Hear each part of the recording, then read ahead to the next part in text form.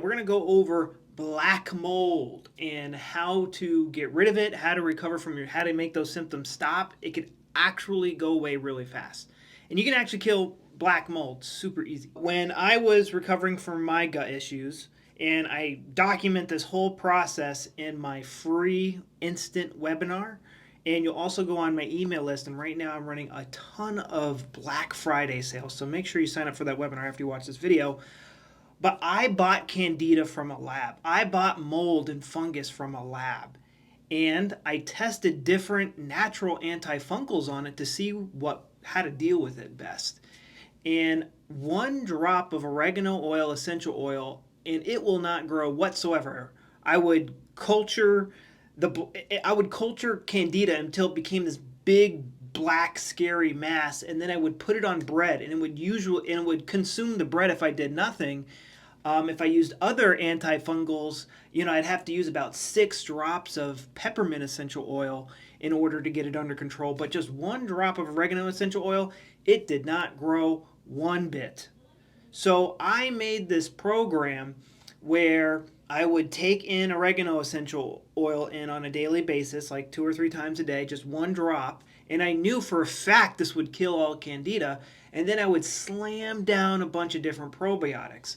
But after doing this for a very long time, I could tell there was something else at play because I was still skinny. I was still on a perfect diet. I was still reacting to foods, and I still thought it was caused by candida. And I see a lot of people doing this inside the black fungus community. One case that I see is that there'll be like 5 people in a house that has black mold, and then only one of those people will have symptoms. This person will exit the house and they will still have the exact same black mold symptoms. Now, if we were to use logic, and I know this might offend you, but I'm really trying to help you here. If that is the case, it is not mold. There is something else going on. And German New Medicine explains this in vivid detail. There is no argument to be had here. If we were to look at your brain CT scan, Dr. Hammer could look at it and know exactly what symptoms you were suffering from. I find it very odd that, someone could have black mold and have, diarrhea, and then the other person could have black mold and then they're constipated and have depression and a totally different set of symptoms. So we're led to believe that black mold is in our brain and like pulling levers. It's absolutely ridiculous when you stop to sit down and think about it. What really happened is we suffered a conflict shock. And if I know when I was first told this, oh, my life is perfect, even though I was angry and frustrated all the time, a conflict shock put an organ into overdrive to help us respond to a stressful situation in our life that's still haunting us to this day on a conscious. But for people with black mold, it is on a subconscious level. You have been that frog in boiling water for far too long. You can't feel it. You're numb to the pain of this conflict. And it puts whatever organ in. You got runny nose, it's putting the nose into overdrive. You have diarrhea, it's putting the gut into overdrive. You have constipation, it's putting the intestinal muscles into overdrive. There's something like that going on. And I know when I put this statement, what was something stressful going on in your life when the symptoms started? The brain went, nothing. Your subconscious is blocking it. Your brain is trying to conserve energy. It doesn't want to spend calories trying to dig up these old painful memories. But this is part of the healing process. Your mold isn't intelligent enough to crawl through your body and only affect your gut, to crawl through your body and only affect your nose or whatever symptoms you're dealing with. It is controlled by your brain. And the problem with this mold theory is that you start to become afraid of everything. When you start to blame other things for your symptoms, you're just walking around in fear 24/7, and that can intensify our symptoms, depending on the circumstances. So for those of you with black mold, and I know you don't want to hear this, it is not mold. It isn't. It's not mold. It is a conflict that you're haunted by on a conscious and subconscious level that you are blind to right now, that we need to develop the awareness to see what it is. The mold is like every symptom on the, mold. And I wish I could give you like a more like, oh, if it's this symptom, it's that symptom, but like mold, just like this umbrella term, well, we don't know what's wrong with you, it's mold toxicity.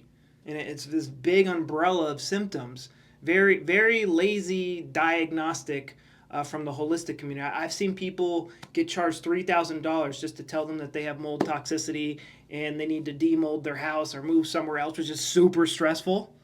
Oh my God, I'm in a 1-year lease that's infected with mold. What am I going to do? Super stressful. And, depending on your situation, that might put another organ in it. This mold toxicity theory, it's really funny because a lot of people who subscribe to the mold toxicity theory, they're against the germ theory, where the mold theory, and then they get into the terrain theory, but like this mold theory and germ theory are almost the same thing.